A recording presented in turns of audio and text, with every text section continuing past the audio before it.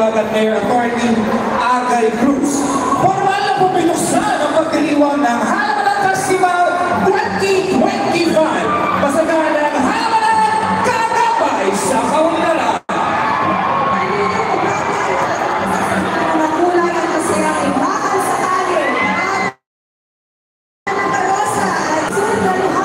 Sa ilang saglit po ay ating magtutunghayan ang kaabang-abang na nag-isang sa Indaka ng mga kalahok sa Halaman Indaka Sumane 2025!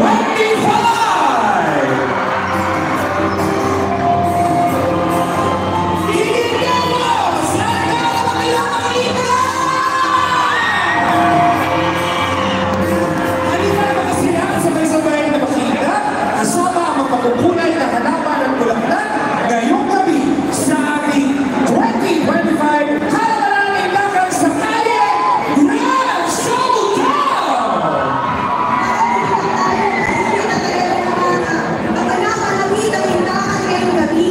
Kaya bago tayo magsimula, kailangan namin ang panutunan sa pangusga. Para po sa show na, let's prizes of choreography, 35%. Mika Bernardo. Performance, 35%. Theme or concept, 30%. For a total of 100%. For the street dancing, which comprises of dance continuity, 35%. Performance, 35%. Movements, 30%. For a total of 100%. And for the costumes, which comprises of creativity, 50%.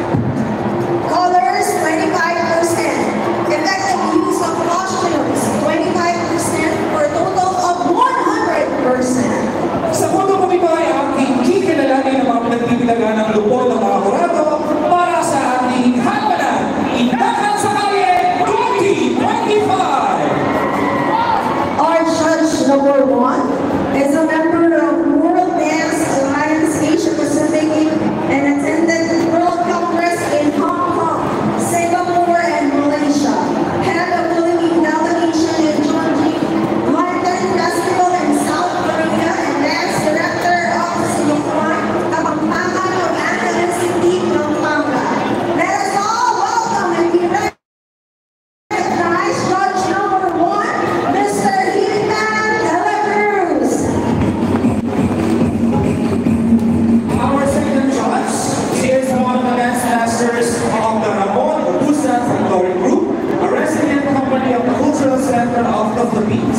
She has served as a resource speaker, judge, and consultant of numerous educational institutions and cultural organizations.